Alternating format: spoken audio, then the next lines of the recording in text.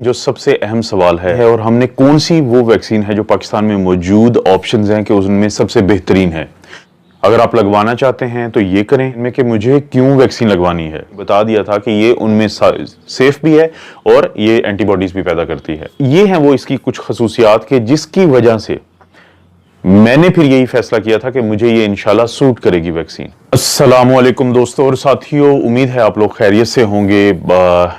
आज के दिन जो सबसे अहम सवाल है मेरे भी जहन में और बहुत सारे पाकिस्तानियों के जहन में भी कि हमने एक तो वैक्सीन क्यों लगवानी है और हमने कौन सी वो वैक्सीन है जो पाकिस्तान में मौजूद ऑप्शंस हैं कि उनमें सबसे बेहतरीन है।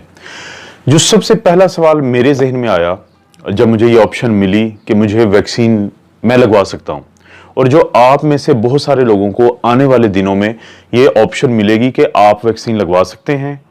अगर आप लगवाना चाहते हैं तो ये करें और आपके पास ये ऑप्शन है कि फलां आपको वैक्सीन लगनी चाहिए।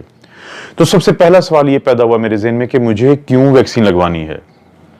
मैं एक फ्रंटलाइन हेल्थ वर्कर्स हूँ, चाहे मैं किसी आईसीयू में, इमरजेंसी में, किसी मरीज के कमरे में या मेरे कमरे में जब कोई मरीज होगा तो सबसे पहला और जो तशवीश मेरे जहन में आएगी कि क्या यहाँ पे कोरोना का मरीज तो नहीं है कोई, या जो कमरा जिसमें मैं मौजूद हूँ या कोई ऐसी सोसाइटी, कम्युनिटी, दोस्तों की महफिल जहाँ पे मैं बैठा हूँ, क्या वहाँ पे कोई ऐसा शख्स तो नहीं है जिसको कोरोना है। क्योंकि मेरी जॉब की नोयत खास तौर पे ऐसी है कि वो मुझे एक्सपोज करती है, वो मुझे सामने ला देती है ऐसे लोगों के जिनको कोरोना हो सकता है अभी, या ये जो सर्दियाँ आएंगी जब कोरोना के बाकी सारी सांस की बीमारियों की तरह बहुत ज्यादा चांसेस होते हैं बढ़ने के। तो पहला सवाल ये जहन में आया कि मुझे क्यों लगवाना चाहिए, तो उसका मुझे ये जवाब मिला कि क्योंकि मेरी जॉब की नोयत ऐसी है कि मुझे ये लगनी चाहिए। इसी तरह आप में से बहुत सारे लोगों को 2 मार्च के बाद ये ऑप्शन आपके जहन में आएगी कि अगर आपकी उम्र 60 साल से ज्यादा है तो आपको क्यों लगनी चाहिए। आपको इसलिए लगनी चाहिए कि 60 साल की उम्र के जायद के लोग अक्सर वो होते हैं कि जिनके अंदर कोई ना कोई सेहत की ऐसी बीमारी होती है जिसको हम शुगर, ब्लड प्रेशर, दिल का प्रॉब्लम या खुदा ना खास्ता कुछ ऐसी जोड़ों की दवाइयाँ वो खा रहे होते हैं दर्दों के लिए, जिसको हम स्टीरॉइड्स कहते हैं, जिसकी वजह से उनकी इम्यूनिटी दूसरों की निस्बत कमजोर होती है, क्योंकि यही मकसद होता है उन दवाइयों को देने का, बीमारी को ठीक करने के लिए या मैनेज करने के लिए। तो 2 मार्च के बाद फिर आपके जहन में ये सवाल आएगा कि मुझे क्यों लगवानी चाहिए। और 2 मार्च के बाद जब 60 साल की उम्र के लोगों को ये एस्ट्राजेनेका वाली वैक्सीन की ऑप्शन मिल चुकी होगी तो उसके बाद फिर उन लोगों की कैटेगरी भी आएगी जब पाकिस्तान में काफी ज्यादा वैक्सीन की अवेलेबिलिटी होगी और गर्मियां गुजरने के करीब होंगी, गुजर चुकी होंगी, सर्दियां करीब होंगी, तो लोगों के जहन में फिर कुछ डर पैदा होगा, तशवीश पैदा होगी, जो कि एक जायज तशवीश है। क्योंकि यही होता है सांस की बीमारियों के साथ कि जैसे जैसे मौसम तब्दील होता है तो ये सांस की बीमारियां जायद होती हैं और चांसेस हैं कोविड के भी कि वो भी किसी हद तक ऐसे ही चलेगा हमारे साथ सांस की बाकी वायरसेस की तरह। तो उस वक्त आप लोगों के जहन में भी आएगा कि क्यों हमें लगवानी चाहिए और कौन सी ऑप्शन है कि हमें लगवानी चाहिए। इस वक्त पाकिस्तान में क्यों का भी मैं जवाब देता हूं, कौन सी का भी जवाब देता हूं और फिर मैं ये बताऊंगा कि कौन सी जो वैक्सीन है सबसे ज्यादा सूट कर सकती है पाकिस्तानियों को। आप वो तमाम लोग जिनकी जॉब की नोयत है ऐसी कि वो हेल्थ वर्कर्स हैं और किसी ना किसी तरह उनका सामना होना है उन मरीजों से ज्यादा देर के लिए जिनको कोविड हो सकता है। नंबर 2, वो लोग जिनकी उम्र ज्यादा है और जिनको हेल्थ के ऐसे मसाइल का सामना है जो जिसकी वजह से उनको इम्यूनिटी उनकी कम हो सकती है, चाहे वो यंग पेशेंट भी हों। बाज़ औक़ात आप देखते हैं अपने माशरे में कुछ ऐसे लोग होते हैं जिनकी उम्र तो कम होती है लेकिन बाज़ औक़ात उनको गुर्दों की खराबी की वजह से वो डायलिसिस पे होते हैं। बाज़ औक़ात किसी जो सांस की बीमारी की वजह से वो कुछ ऐसी दवाइयों पे होते हैं, या खुदा न खास्ता कैंसर की तशखीस की वजह से कुछ ऐसी दवाइयों पे होते हैं जिसकी वजह से क़ुव्वत मदाफ़त कम होती है। बाज़ औक़ात जो लोग होते हैं टाइप 1 डायबिटिक, यानी शुगर के मरीज जवान होंगे जिनके अंदर इंसुलिन नहीं बनती, जिसको जुवेनाइल डायबिटीज मेलाइटिस भी कहते हैं वो। तो ये वो तमाम लोग हैं जिनकी इम्यूनिटी कम होती है।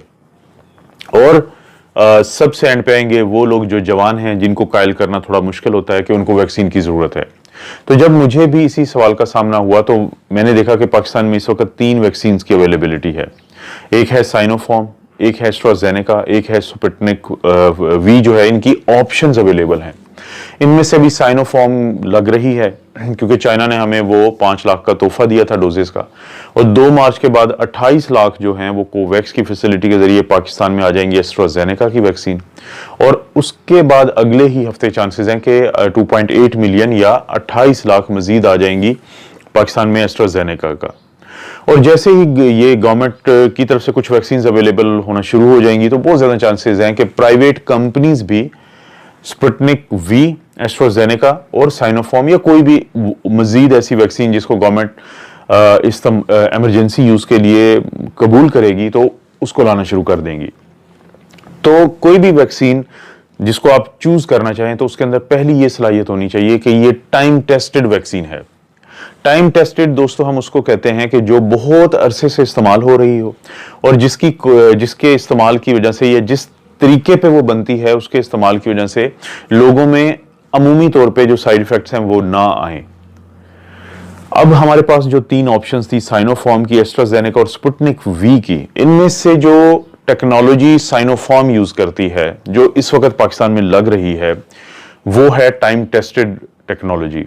तकरीबन 100 साल से जायद हो चुका है इस टेक्नोलॉजी को इस्तेमाल करते हुए जो इंसान हैं वो वैक्सीन के अमल को दोहरा रहे हैं या इस्तेमाल कर रहे हैं। ये है इनएक्टिवेटेड वायरस को इस्तेमाल करने की टेक्नोलॉजी। इनएक्टिवेटेड वायरस कब से इस्तेमाल हो रहा है? ऑलमोस्ट 100 साल से।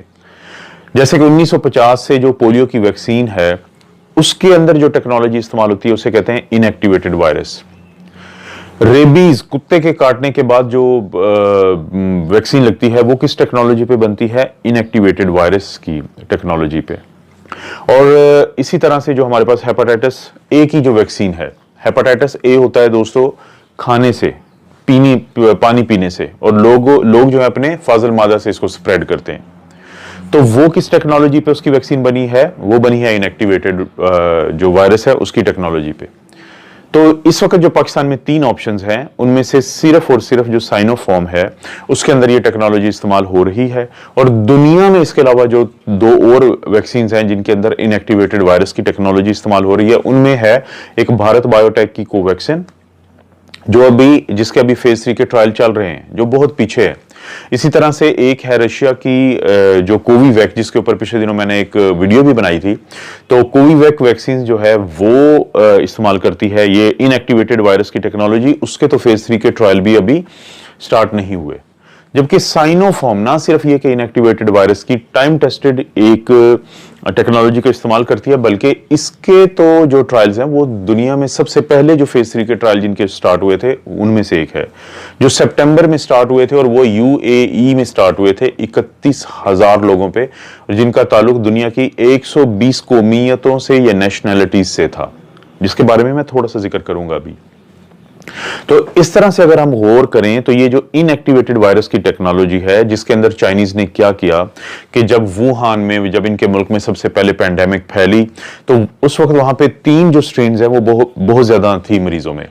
उनमें से एक जो स्ट्रेन थी जब उसको जो मंकीज होते हैं, बंदर होते हैं, उनके किडनी के जो सेल्स हैं उनके अंदर ग्रो किया गया तो ये एक जो 3 में से एक स्ट्रेन थी ये बहुत तेजी से ग्रो कर रही थी, रेप्लिकेट कर रही थी। तो उसको उन्होंने सिलेक्ट किया और वहां उसको जो बायोटैंक होते हैं जो इनके रिएक्टर्स उसमें ग्रो किया बहुत बड़ी तादाद में। ग्रो करने के बाद उनको, यानी ये जो कोरोना वायरस की स्ट्रेन थी, इसको वहां से अलहदा किया। उसके बाद एक ऑर्गेनिक एजेंट होता है जिसको हम बेसिकली कहते हैं कि प्रोपियोलैक्टोन है, ये बीटा प्रोपियोलैक्टोन। इसको इस्तेमाल करते हुए इसको किल किया, इसको इनएक्टिव किया और हकीकत में ऐसे किया।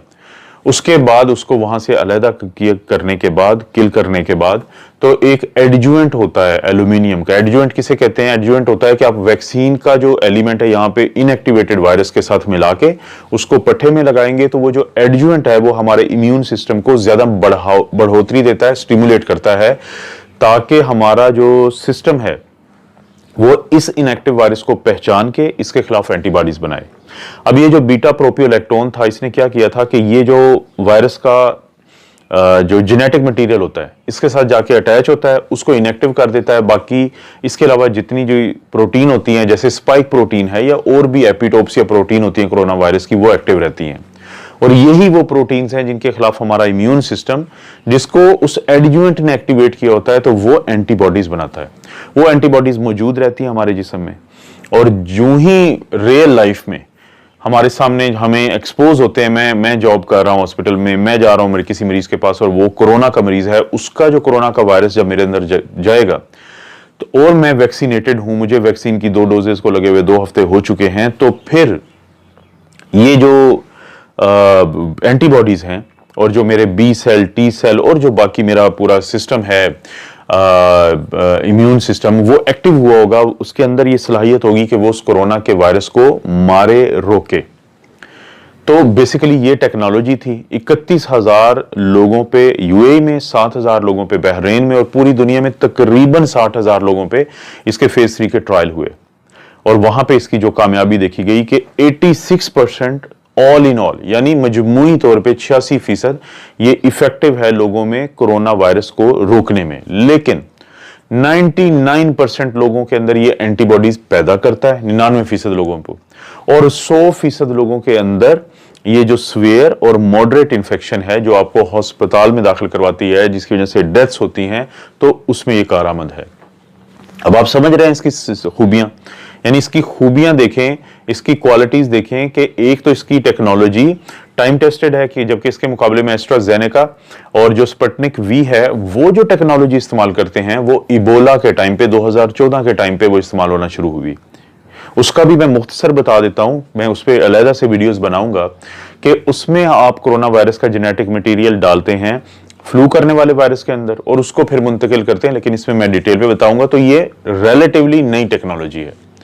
अब बात आती है साइड इफेक्ट की, कि जो साइनोफार्म की वैक्सीन है जो मैंने भी लगवानी है कल इंशाल्लाह, तो कितने उसके साइड इफेक्ट हैं, क्योंकि ये एक टाइम टेस्टेड टेक्नोलॉजी है और अभी तक बहुत अरसे से इसके जो ट्रायल्स हुए हैं और फिर बहुत सारे लोगों में इस्तेमाल हो चुकी है। तकरीबन इस वक्त पूरी दुनिया में 4.5 करोड़, कम से कम 4 करोड़ और 30 लाख लोगों में जो साइनोफार्म की जो वैक्सीन है इस्तेमाल हो चुकी है, और इनमें से 3 करोड़ 40 लाख लोग जो हैं वो चाइना से थे। तो उन लोगों के अंदर और ट्रायल्स के 60,000 लोगों में ये वैक्सीन इस्तेमाल हो चुकी है। और अभी तक जो रूटीन के कोई साइड इफेक्ट होते हैं, जिसमें बुखार हो जाता है, जिसम में दर्द होता है, पट्टे में दर्द होता है, उसके अलावा कोई स्वेयर साइड इफेक्ट नहीं आए हैं। तो ये है इसकी खूबियों में से एक और बड़ी खूबी। दुनिया के बहुत सारे ममालिक हैं जहां पे अब इसका जो इस्तेमाल शुरू हो चुका है। और एक क्वेश्चन जो शुरू से था उसका भी अब जवाब मिल गया है। बहुत सारे लोग शुरू में ये सोचते थे कि अगर चाइना बहुत ज्यादा पुरएतमाद है इस वैक्सीन के बारे में, तो ये अपने मुल्क में फेज 3 के ट्रायल्स क्यों नहीं कर रहा है। और आप दोस्तों को मालूम है कि 24 अप्रैल को पाकिस्तान में ये खबर शाया हुई थी कि पाकिस्तान को भी ऑफर किए गए थे इसके फेज 3 के क्लिनिकल ट्रायल साइनोफार्म के। उसकी वजह यह है दोस्तों कि चाइना में जिस वक्त में फेज 3 के ट्रायल का टाइम आया, तो उस वक्त उनकी लॉकडाउन के जो मेयर्स थे, एसओपी को जो वो फॉलो करवा रहे थे जबरदस्ती लोगों से, उनकी वजह से जो केसेस की तादाद है वो इंतहाई कम हो चुकी थी। और फेज 3 के ट्रायल्स का असूल है कि ये उन मुल्कों में और उन मुआशरों में हो सकते हैं जहां पे केसेस की तादाद काफी ज्यादा हो।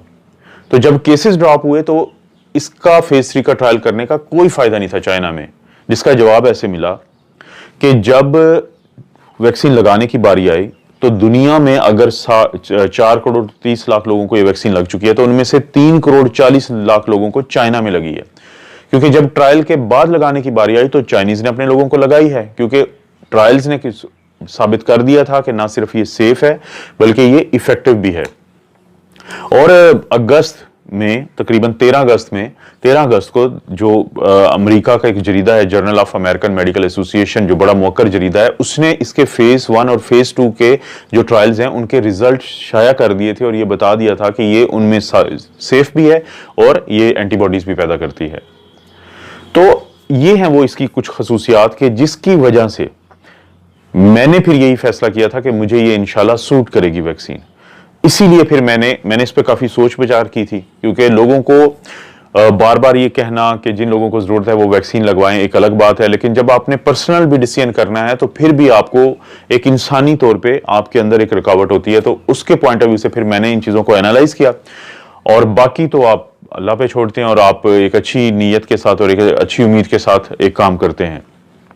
क्योंकि जो हमें बज़ाहिर नज़र आ रहा है कि वैक्सीनेशंस अभी एक डोज लगेगी, फिर 21 दिन के बाद इंशाल्लाह दूसरी डोज लगेगी, और अगर ज़रूरत हुई तो सर्दियों में एक बूस्टर लग जाएगी। यही एक तरीका है उन लोगों को कि जिनको कोरोना होने के चांसेस ज़्यादा हैं और उसके बाद उनकी नोयत ऐसी है, चाहे वो उनके काम की नोयत हो या उनकी सेहत की नोयत हो, कि कॉम्प्लिकेशन आने के डर ज़्यादा है। मुझे अल्हम्दुलिल्लाह किसी किस्म का रिस्क फैक्टर नहीं है, कोई सेहत की बीमारी नहीं है। आप दोस्तों के सामने है कि वज़न भी मैंने कम किया, क्योंकि ओबेसिटी एक बहुत बड़ा रिस्क फैक्टर था। तो इन तमाम चीज़ों को देखते हुए फिर मैंने यही फैसला किया कि साइनोफार्म इस वक्त पाकिस्तान में जो अवेलेबल हैं उनमें से बहुत अच्छा ऑप्शन है। इसको बनाने वाली कंपनी का नाम है CNBG, जो कि चाइना नेशनल बायोटेक ग्रुप है, जो बुनियादी तौर पे चाइना की हुकूमत का एक अपना ही एक इदारा है। और दूसरा, इसकी जो स्टोरेज है वो बहुत आसान है। ये रेफ्रिजरेटर का जो आम टेम्परेचर है उस पर स्टोर की जा सकती है, इसीलिए इस पाकिस्तान जैसे मुआशरों में बहुत ज़्यादा सूट करेगी, जिसको अल्ट्रा कोल्ड टेम्परेचर की ज़रूरत नहीं है। फिर क्योंकि चाइना का इंफ्रास्ट्रक्चर बहुत स्ट्रॉन्ग है वैक्सीन बनाने का, तो चाइना में इसकी प्रोडक्शन बहुत तेज़ी से वैसे भी जारी है, और हमें फ्यूचर में चांसेस हैं कि इसकी ज़्यादा वैक्सीन मिलने के भी चांसेस हैं। तो दोस्तों, जैसे बाकी भी मैं वैक्सीन के ऊपर बनाऊंगा अलहदा से प्रोग्राम, और मैं आप लोगों को बताऊंगा कि कौन सी वैक्सीन में क्या टेक्नोलॉजी इस्तेमाल हो रही है, और पाकिस्तान को कौन सी सूट करती है, पाकिस्तानियों को कौन सी सूट करती है। और इसके बारे में मजीद भी जैसे जैसे चीज़ें सामने आएंगी तो ज़रूर आप लोगों को मैं आगाह करूंगा। दोस्तों, आप अपना और अपनी फैमिली का ख्याल रखें। अल्लाह ताला आपको और आपकी फैमिली को हर किस्म की बुराई, बीमारी और आजमाइश से महफूज रखे। और आप लोगों से दरख्वास्त है एक बार कि आप ज़रूर कमेंट्स किया कीजिए। मैं कोशिश करूंगा कि मैक्सिमम कमेंट्स को मैं जवाब दूं, और उसके अलावा जो कमेंट्स हैं उनमें से कुछ को मैं शामिल करूं अपनी सवालों जवाब के, जो मेरी नशिस्त होती है या जो सेशन होता है आप लोगों के सवालों का जवाब देने का, तो उसमें ज़रूर शामिल करूं।